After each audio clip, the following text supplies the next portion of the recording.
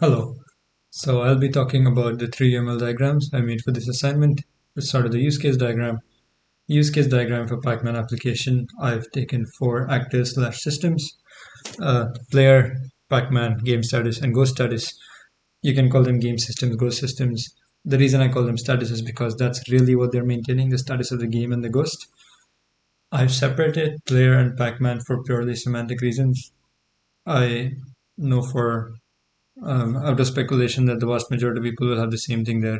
But I sort of wanted to have a difference because the Pac-Man will logically change in different levels, but not the player. The player is the same, or the player could change, and so they are two detached entities, so they shouldn't be the same. So it logically makes more sense to have a different player in a Pac-Man. Um, all the relationships are honored, so everything is either included or extended somewhere, and you will see that it has associations to one of the four systems or actors. It's only for the sake of diagrammatic purposes and simplicity that I've called this eat ghost, which was in a description given as the player directs Pac-Man to eat a ghost. Very long, so I just reduced it. That's all. Um, right, now let's move on to the second one, the sequence diagram. Player loses a game of Pac-Man. Again, I have the four layers, and they start as you would expect. Player starts a game that gets logged onto the game system.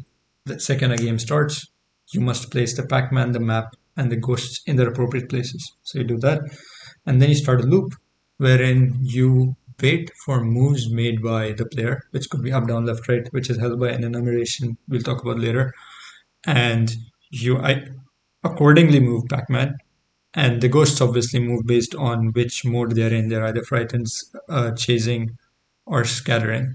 So based on that, they move. And at every frame, you're checking for contact. So if Pac-Man and Ghost are coming in contact, if they do outside inside the loop, then well, Pac-Man dies.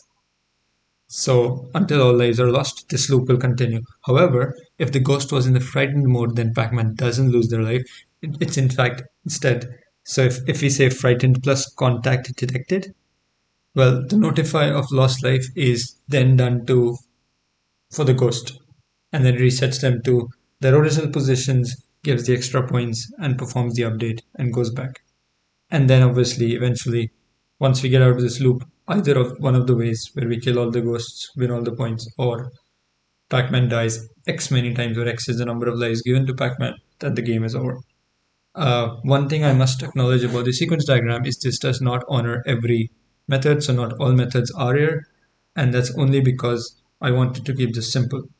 If I put every method here, this would be unnecessarily long and weird and hard to read. And since we only need to show how player loses a game of Pac-Man, I only included those that I thought were relevant. So that is something that I wanted to say. Uh, let's now talk about the UML for this application, the last diagram that I made. Sorry, this doesn't cover it entirely. There you go. Right. So I'll now talk about the rationale. We'll talk about a few principles, not all of them. I don't have enough time.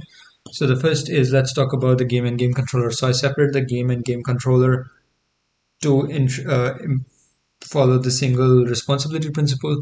I didn't want this massive list of attributes and methods in just one class game. So I separated it game and game controller.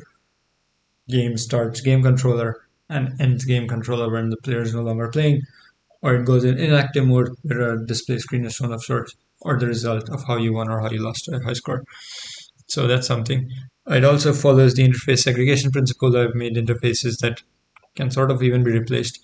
Uh, it's something. The open close principle is honored. You would see that if we wished, we could add a third entity that moves apart from player and ghost, say an animal.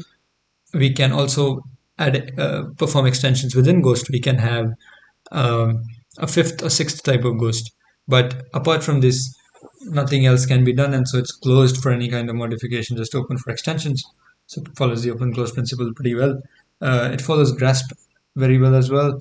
The entire responsibility, information, cohesion is well maintained within maze of maze. The same for position, the same for game state, and so every class just sort of is very cohesive, maintains itself.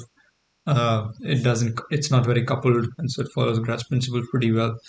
And finally, you would see encapsulation. The vast majority of things there have the least allowing access modification. So the vast majority of things are private. Few are protected. Even fewer are public. And so that makes this very well protected. And just when writing code, I imagine very not as susceptible to errors of overreaching. Yeah. Obviously, I've given a slightly longer description and more articulate version of these things that I've done in my rational description. Yeah. Thank you.